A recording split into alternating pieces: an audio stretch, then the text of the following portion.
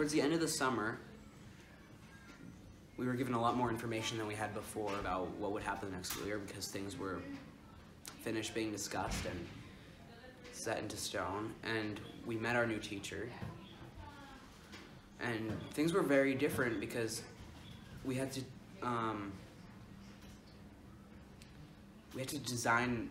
the classroom and the environment to fit our needs. The previous year there wasn't much thought put into how the classroom was designed because we were mostly anyways just on our computers. Everything else didn't really matter too much. But this time we had to go on trips to IKEA and pick out furniture for the classroom setting, and it was just very different. So the previous year, as I mentioned before, we would just sit in class and kind of tune into class, kind of not tune into class, because we just had everything next to us. We had our computers, which is what we were learning from, and then we just had our phones sitting right next to us on the desk. And once we had, so in the second year when we got our new teacher and everything was actually happening in class with a live teacher who was there, was actually present, we had to contemplate what to do about electronics policies, because we did want to integrate some online study into the school this year, but we didn't want it to go to the extreme that we did last year. And we found that it was an issue that we were using our personal devices to do the schoolwork, because you can easily get distracted, just open something else up and start doing that. So what we ended up deciding is that we designated a room we have in the attic as a sort of lounge area where we would keep all of our personal devices, and we would only be allowed to go there during breaks. And during actual class time, in the classroom, we were not allowed to bring those devices there, and all schoolwork had to be done on special Chromebooks bought for the school, designated for schoolwork only, with filters that would prevent us from doing much else. At one point, during discussion about the filters, when the people who were working on designing the filters were talking about how to do it, I mentioned that if you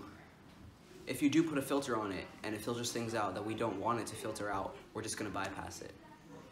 We're just going to figure out a way to bypass it and just not care anymore. So if you are going to put a filter on it, it has to be something that won't get in our way.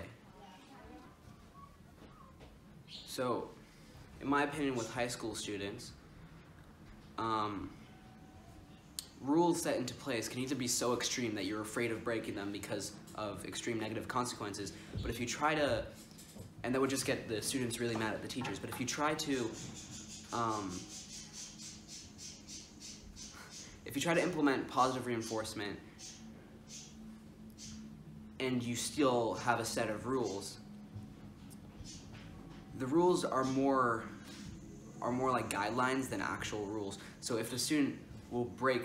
if the student doesn't like the rule, they just won't follow it. I feel that these guidelines should be they should be guidelines that the students should be able to understand, and the students should be able to understand why these guidelines are set, and they should be guidelines that not only apply to school but apply to general life after school, and should be the kind of guidelines that the students will want to implement into their daily lives even after they leave. If someone were to want to start a school if someone were to want to start a high school, I would say that the focus should be on educating the kids and teaching them valuable life skills that they will